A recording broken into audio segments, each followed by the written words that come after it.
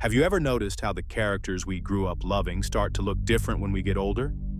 When you are young, you remember the heroes, the brave ones, the funny ones, the ones who made the story feel safe. But then you grow up, and somehow the broken characters start making more sense. The ones you were supposed to fear, the ones you were supposed to pity, the ones who looked like monsters until life taught you what pain can do to a person. And I think Gollum is one of the most disturbing examples of that. Not because he is strange, not because he wants the ring, but because part of him knows the ring is destroying him. And still, he cannot let it go. That is what makes him more than a villain. He shows us something most stories are afraid to show honestly: what addiction looks like from the inside. Because addiction is not always loving something too much. Sometimes it is needing something you hate. Sometimes it is reaching for relief after relief has already started ruining your life. And before it becomes a cage, it usually begins with one quiet lie. This will help. And that is the first lie. Not, this will destroy you. Not even, this will make you happy. Just, this will make the hurt stop for a second. That is why Gollum is so powerful as a picture of addiction, because he is not shown like someone chasing fun. He is shown like someone guarding his last source of relief. Even when he guides Frodo and Sam, watch what the ring does to his personality. He becomes secretive, suspicious, tender one second, violent the next. He whispers to it like it can comfort him. He hides it like it can save him. He defends it before anyone has even touched it. And that is what addiction does so quietly. It turns relief into a relationship. At first, the thing feels useful. It gives you somewhere to put the fear, somewhere to put the loneliness, somewhere to put the version of yourself you cannot stand. And once it does that, the mind stops asking, is this good for me? It only asks, can I survive without it? That is the trap. Gollum does not just want the ring, he trusts it. More than people, more than memory, more than the small part of him still trying to be Smeagol.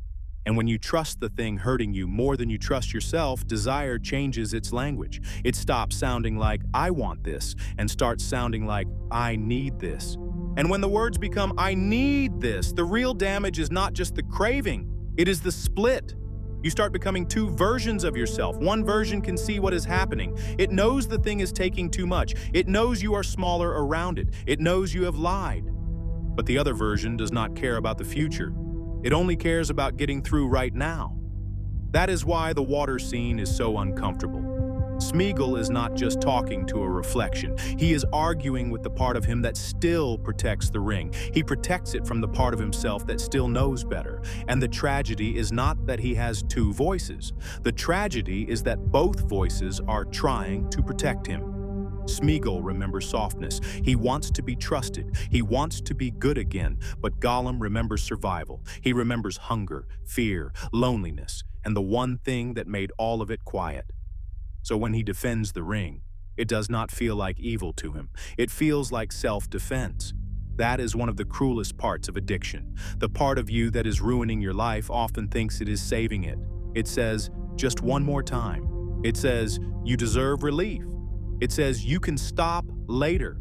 And every time you believe it, the voice that wants freedom gets quieter. Not because it disappears, because you stop trusting it. And after a while, the scariest thought is not losing the thing. It is meeting yourself without it. And once the thing becomes the place you hide, the next thing addiction does is isolate you. Not all at once. It does it softly.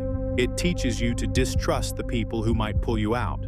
A kind hand starts to feel like a threat. A question starts to feel like an attack. Love starts sounding like control. That is why Smeagol keeps moving between wanting help and running from it. The Forbidden Pool shows this perfectly. Frodo is trying to keep him alive, but Smeagol experiences the rescue as betrayal. That is how quickly Gollum returns when trust feels unsafe. Because addiction does not only attach you to the thing, it teaches you that the thing is safer than people. People can disappoint you. People can ask you to change. People can see what you are ashamed of. But the ring asks for nothing, except everything. And that is how the cave becomes comfortable, how loneliness starts feeling like protection, how the world gets smaller until the prison feels like home. The saddest part is that isolation can look like choice from the outside. It can look like he wants to be alone. But he is not choosing loneliness. He is choosing the only place his pain knows how to breathe. And when addiction reaches that point, help does not feel like rescue. It feels like someone trying to take away the one thing that still works. And once you are alone with it long enough, addiction starts doing something even more dangerous. It gives you a new name. It stops being, "I made a mistake." It becomes, "This is who I am." That is the difference between guilt and shame. Guilt says, "I did something wrong." Shame says, "I am something wrong." And you can feel that in Gollum. He does not just carry the ring, he starts carrying a version of himself he thinks can never be clean again. That is why the name matters so much. Smeagol sounds like someone who can still be reached. Gollum sounds like what shame built to survive disgust. Because if you believe you are already ruined, relapse stops feeling like a choice. It starts feeling like proof. See? This is me. This is all I am. That is why shame is so dangerous in addiction. It does not push you toward change. It pushes you deeper into hiding. It tells you not to ask for help because people will finally see the truth. It tells you not to hope because hope would make failure hurt more.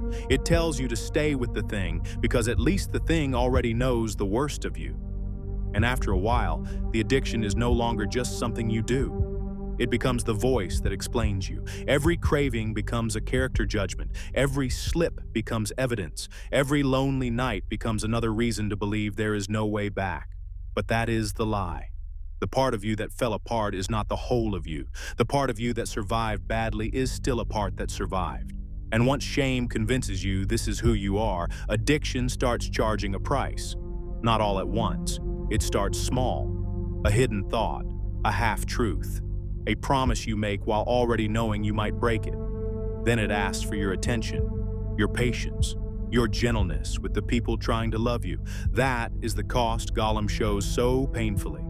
The ring does not only take his peace, it takes his ability to trust anyone who stands between him and relief. A person helping him starts looking like an obstacle. A helping hand starts looking like a threat. And the road toward Shelob starts making sense to the addicted part of him. And slowly, the thing you ran to for comfort starts deciding who you are allowed to care about. That is why addiction damages relationships even when the person still loves people. Love can still be there.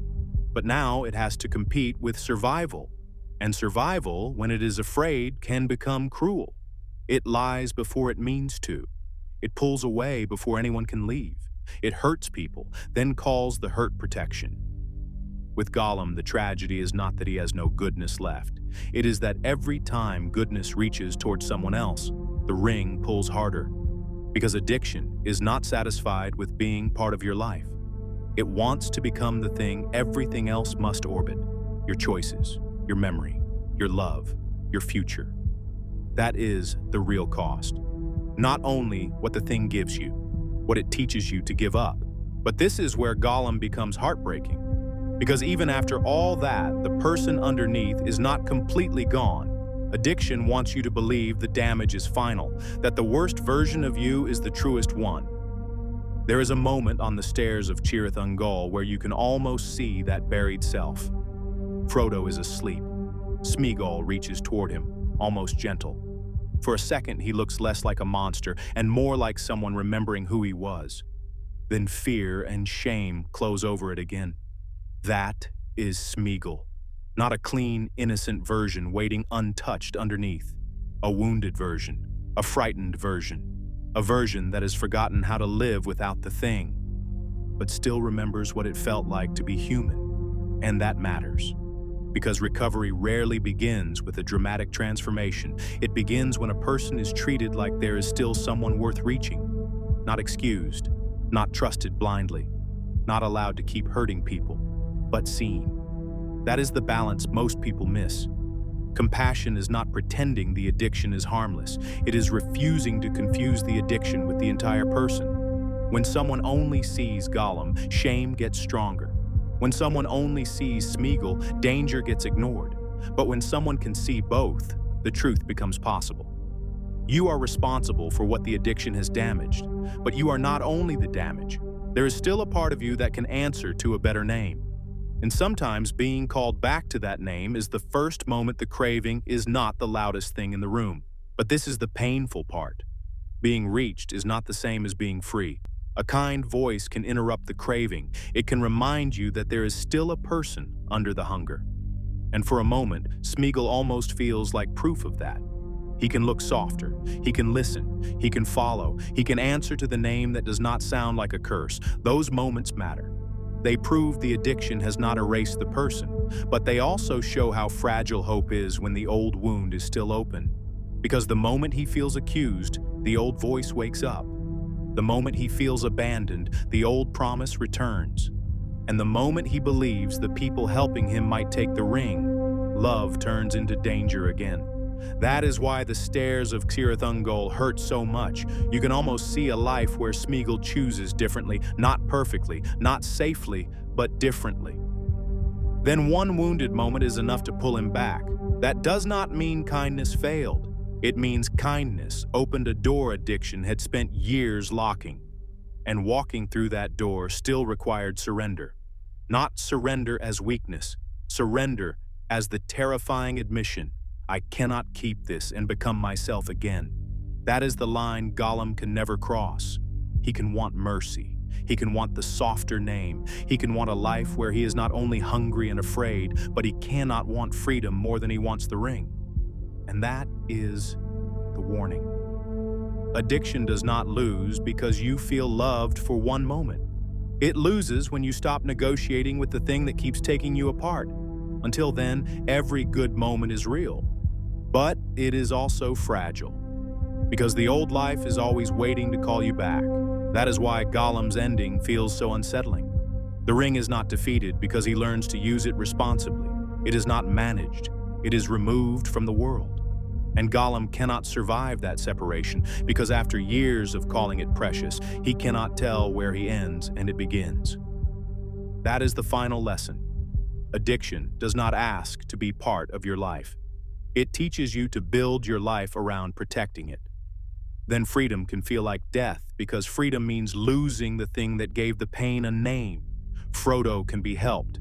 Sam can carry him. Smeagol can be shown mercy. But nobody can make Gollum release what he still worships. That choice is the line. Recovery begins when you admit the comfort cannot come with you. Not into peace, not into love, not back into yourself. You do not beat addiction by proving you can hold it without being changed. You beat it by letting the false precious die before it takes everything real with it.